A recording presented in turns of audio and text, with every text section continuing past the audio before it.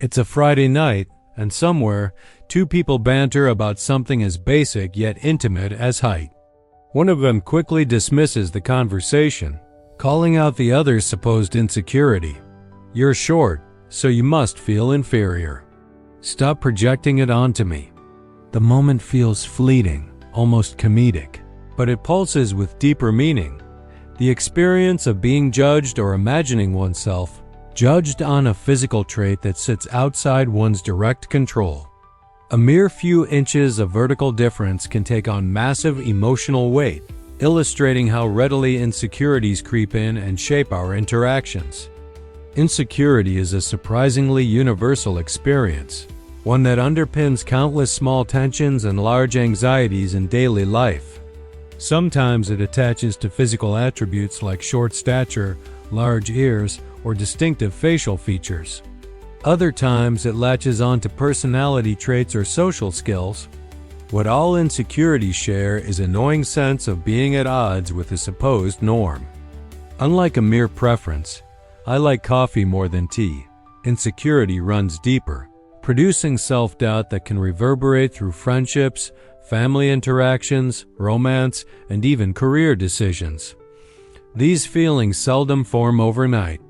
They're often seated in childhood, nurtured by social encounters, cultural ideals, and random remarks from peers or strangers. Over time, they construct a voice that might whisper or shout, "You're not enough," or "You don't measure up literally or figuratively." Paradoxically, while insecurities can feel isolating, no one else can know precisely how it feels to inhabit this body. They're also deeply collective. Everyone struggles with something in this realm. A person envied for being tall might brood over a hairline receding prematurely. Another with an ideal nose might avoid conversation for fear of sounding unintelligent. This shared experience provides a link, a path to empathy. If we can recognize that nearly everyone wrestles with images of their perceived flaws, we might find an avenue to be gentler with ourselves and more supportive of each other. Shyness around a trait, be it height, skin tone, weight, or skill level, is woven into a larger tapestry of social pressure that all humans encounter. Once we accept the normality of these struggles, it opens the door to meaningful reflection and transformation. Despite their prevalence, insecurities can sometimes operate like invisible wounds left untreated and unacknowledged. They fester. Consider the example of the man in the snippet. Teased for being short, he tries to laugh it off or deflect the conversation away from personal vulnerabilities. But the tension remains. Did that moment just reaffirm old beliefs about unworthiness? Did it spark fresh humiliation? Or will it eventually catalyze reflection on why he's reacting so strongly? These sorts of interactions are microcosms of how insecurities endure, reinforced by unscripted social moments. Often, insecurities develop in childhood or adolescence when our sense of self is malleable. Maybe a peer group teased you for your height, or a relative repeatedly remarked on a physical feature. Such a pity you aren't taller. Maybe pop culture displayed a singular image of attractiveness that you didn't match. Over time, we internalize those judgments, and they become part of our identity. This process can intensify when left unscrutinized, turning fleeting embarrassment into a core belief that I'm flawed. In many ways, the specifics, shortness, large ears, a flat nose, or anything else are arbitrary. What matters is that the trait becomes singled out as unacceptable or abnormal. Family dynamics and social contexts often further mold these beliefs. Caregivers, teachers, and coaches who respond harshly to or place emphasis on particular attributes can unwittingly confirm a child's negative self-view. Peers might do so more directly, nicknaming or mocking those who deviate from group norms. In the face of repeated teasing, a child may withdraw to avoid harm, thereby feeding a cycle. The trait leads to caution or silence, which leads to fewer opportunities for positive social feedback, which in turn intensifies the original sense of inadequacy. The physical reflexes that accompany insecurity mirror stress responses to actual danger: a quickening heartbeat, rush of adrenaline, tension in the muscles, and perhaps a mental freeze. However, the threat in these scenarios is intangible others' opinions, potential ridicule, or even just an absence of validation. The body interprets negative social judgment as a threat to survival on a primal level. This conflation results in anxiety that can overshadow logical thinking. For instance, someone might logically know being short doesn't preclude making friends or being loved, but in a high-pressure situation, like a party full of strangers, panic might override that logic, urging them to hide or lash out. Learning to recognize when this physiological alarm goes off can be a critical first step in addressing insecurities. Maybe you notice your chest tightening or your breathing going shallow. That's your body's archaic fight or flight kicking in. With that awareness, you can consciously counter with deep breathing or self-soothing thoughts. My height is just one part of me. It doesn't define my worth, or this tension is a sign my mind is trying to protect me, but the danger isn't real. Such small but deliberate interventions help decouple the trait from the assumption of looming disaster. Self-compassion is central to softening the hold of insecurities. Instead of fueling negative self-talk, "I'm so short, no one wants me around," we practice a more patient narrative. Something like, "I might not match some external ideal, but I still have unique qualities that matter." This shift can sound like a Hallmark cliché, but it resonates powerfully on a neuropsychological level. Our brains respond differently to words of understanding than to words of harshness. Neural pathways tied to stress and threat can calm when we replace self-criticism with self-kindness, enabling more open-minded, constructive responses. Of course, self-compassion isn't about ignoring genuine concerns or dismissing legitimate ambitions for personal growth. Instead, it corrects the habitual stance of seeing yourself through a lens of deficiency. Someone might choose to wear clothing that elongates their figure or adopt posture improvement exercises, not because they loathe their short stature, but because they want to feel comfortable and enhance self-acceptance. The difference is subtle but vital, acting from a place of care versus a place of condemnation. This mindset fosters a gentler, more enduring sense of self that persists even if external outcomes take time to manifest. But how does one put these ideas into practice on a daily basis? One approach is goal setting. If you shy away from meeting new people, you might challenge yourself to start a short conversation with one new individual per week, be it in a class, a gym, or the line at a coffee shop. Achieving that micro goal can rewire your mental scripts. People might not judge my shortness as harshly as I assumed, or, even if they notice it, they don't necessarily reject me because of it. Over time, these small wins accumulate, forging a track record of successful interactions that gently erodes the older, gloomier assumptions. Another approach is mindful reframing. Take the short man who believes nobody wants to date him because of his height. If he steps back and honestly examines reality, he might notice that some of his peers who are similarly short do have fulfilling relationships. He might also reflect on times he did connect with others, even if it didn't lead to a long relationship.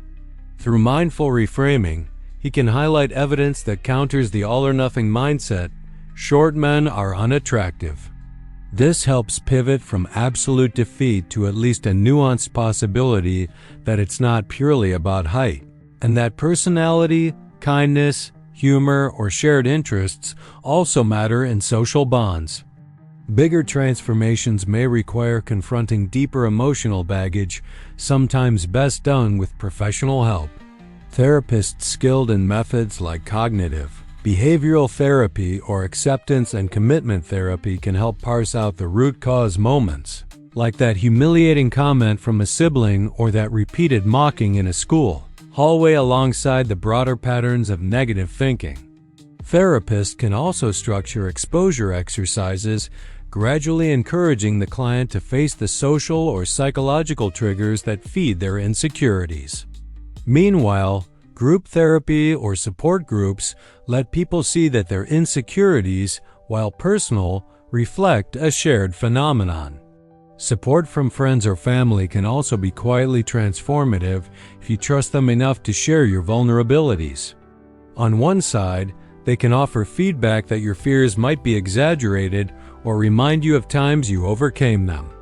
On the other side, hearing their struggles fosters empathy and normalizes imperfection. This can create a sense of solidarity. You stand side by side, acknowledging the varied shapes and sizes of each person's hidden burdens. Interestingly, dealing with insecurities often leads to blossoming in unexpected areas. Many shy, self-conscious individuals develop deep internal worlds through creativity, introspection, reading, or daydreaming. Let's say someone anxious about physical appearance invests time in painting or writing as a coping mechanism. This hobby not only distracts from negative mental loops, but also yields tangible achievements, like a painting or story that can become new sources of pride. What was once solely a method to escape insecurity can become a wellspring of self-esteem. Sometimes, acknowledging and gently laughing about the perceived flaw can also be an icebreaker. If you're short, making a wry remark at your own expense, or wearing t-shirts that poke fun at the concept, can turn what used to be taboo into a shared humorous observation. People sense that you're comfortable enough to handle the subject, which ironically tends to reduce the power of any potential mocking. This doesn't mean broadcasting your insecurities widely. It just means that demonstrating ease about them can diffuse tension. Humor, used wisely, can convert an awkward exchange into a bonding moment, something the snippet with the Friday night short man confrontation unfortunately didn't achieve. Media literacy also plays a pivotal role in loosening the grip of insecurities.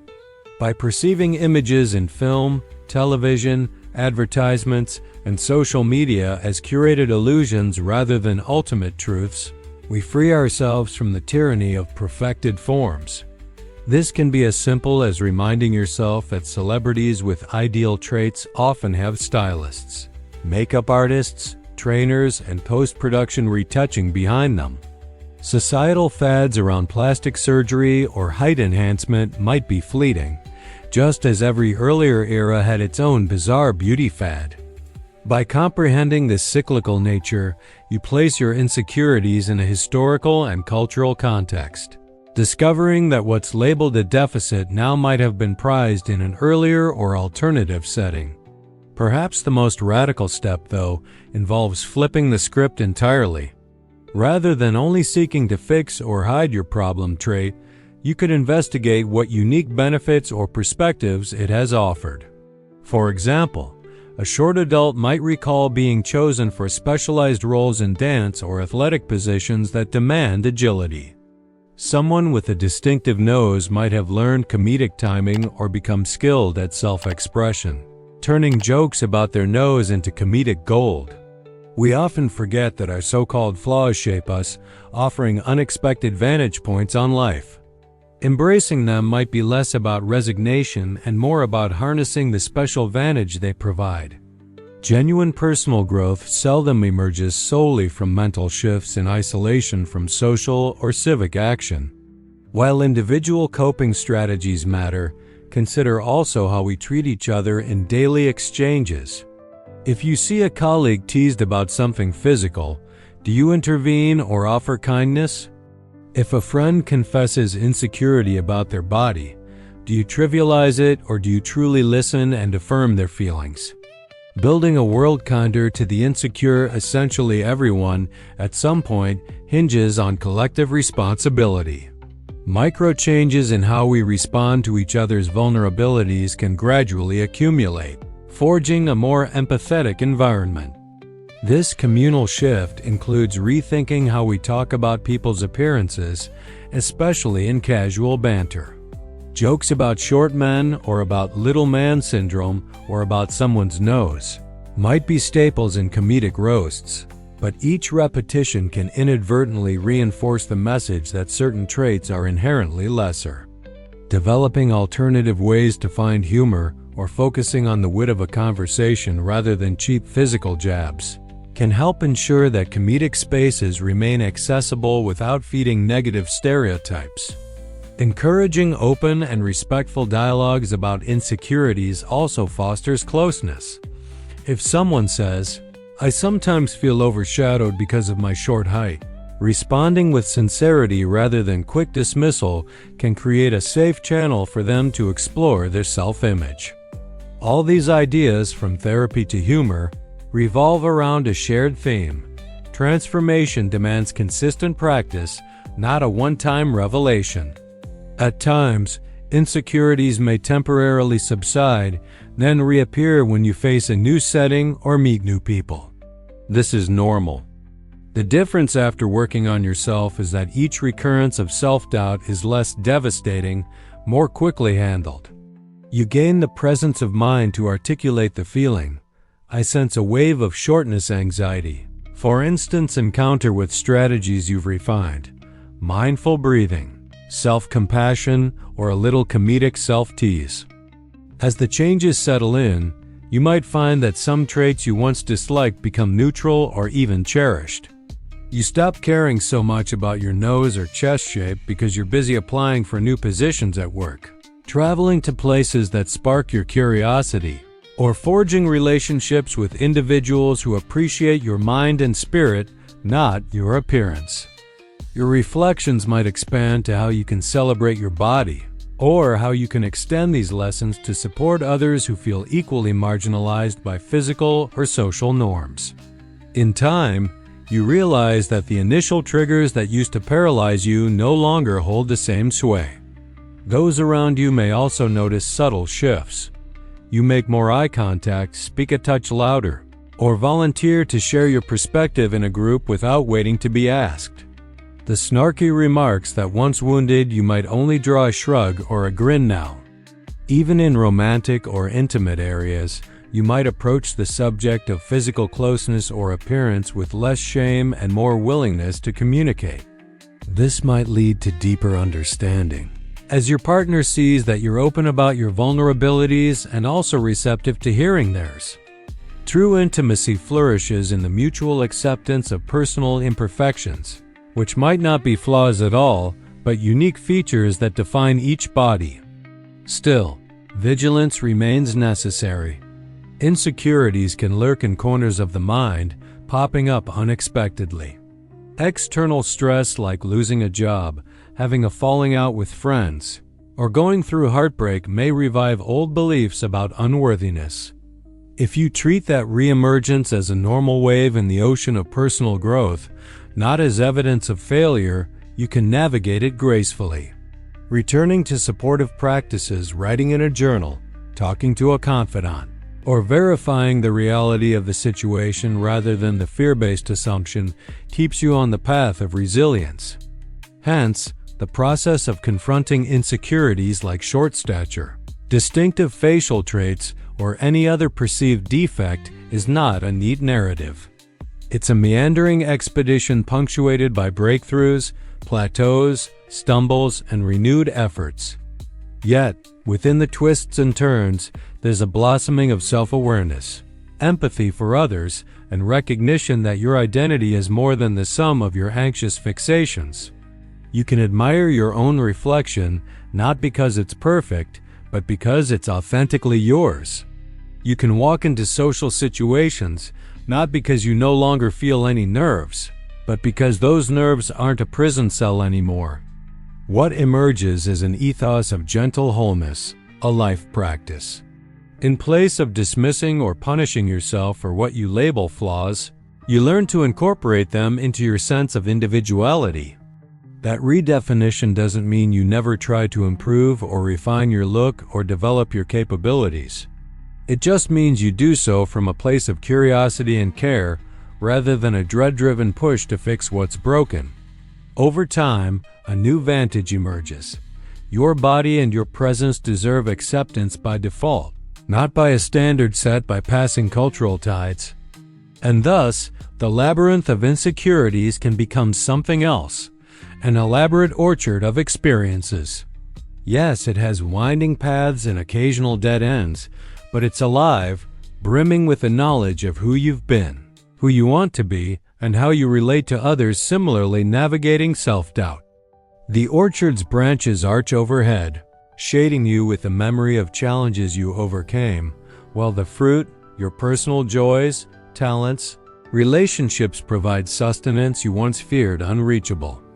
Every single time you decide, I'll step forward anyway, or I'll speak even though I feel smaller or flawed, you diminish the labyrinth's hold. Slowly, the orchard of self-acceptance expands, becoming a place of richness rather than entrapment. The buds of new confidence flower in you, bearing seeds that might inspire another to reflect on their own insecurities with fresh compassion. That, ultimately, is how personal transformation resonates far beyond the self by contributing to a community of individuals who, together, see themselves and each other as multifaceted, worthy, and beautifully real, no matter how tall, curved, marked, or misunderstood they once felt.